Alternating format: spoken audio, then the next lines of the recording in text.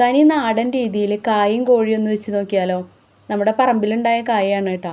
അത് കഴിഞ്ഞിട്ട് നമുക്കൊരു മിക്സിയുടെ ജാർ എടുത്തിട്ട് അതിലേക്ക് ഒരു 10 ചുവന്നുള്ളിയും എല്ലാ സ്പൈസസും ചേർക്കുന്നുണ്ട് കേട്ടോ. പട്ട, കരിയാമ്പൂ, പിന്നെ പെരുംജീരകം, പിന്നെ 5-6 അല്ലി വെളുത്തുള്ളി, ഒരു ചെറിയ കഷ്ണം ഇഞ്ചി, ഒരു പിടി മല്ലിച്ചപ്പ്, പിന്നെ ആവശ്യത്തിന് ഉപ്പും മഞ്ഞൾപ്പൊടിയും ചേർത്ത് നല്ല പോലെ ഒന്ന് അരച്ചിട്ട് നമ്മുടെ ചിക്കനിലേക്ക് ചേർത്തിട്ട് ഒരു അരമണിക്കൂർ ഒന്ന് മാറ്റി വയ്ക്കുക.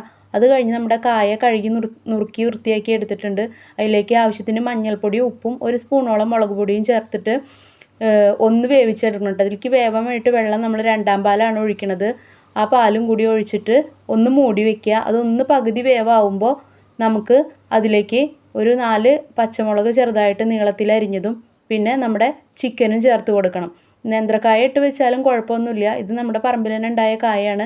നല്ല ടേസ്റ്റുള്ള ഒരു ഐറ്റമാണ് കേട്ടോ. അത് കഴിഞ്ഞ് നമ്മുടെ ചിക്കനൊക്കെ ചേർത്ത് കൊടുത്തിട്ടൊന്ന് വേവുന്നത് വരെ ഒന്ന് മൂടി വയ്ക്കുക. അത് കഴിഞ്ഞ് നല്ല പോലെ വറ്റി വരുമ്പോൾ നമുക്ക് അതിലേക്ക് നമ്മുടെ 1-ാം പാല് ചേർത്ത് കൊടുക്കാം. 1-ാം പാലും കൂടി ചേർത്ത് കൊടുത്താൽ പിന്നെ ഒരുപാട് തിളയ്ക്കേണ്ട. ഒന്ന് തിള വരുമ്പോഴേക്കും നമുക്കിത് ഓഫ് ചെയ്യാം. അത് കഴിഞ്ഞൊരു ചട്ടി ചൂടാക്കി വെളിച്ചെണ്ണയിൽ കടുകും വറ്റൽമുളകും കറിവേപ്പിലയും കൂടിയിട്ടൊന്ന് താളിച്ചെടുക്കാം. ചോറിനൊപ്പം ചപ്പാത്തിയുടെ ഒപ്പം കഴിക്കാൻ പറ്റിയിട്ടുള്ള ഒരു അടിപൊളി ഐറ്റമാണ്.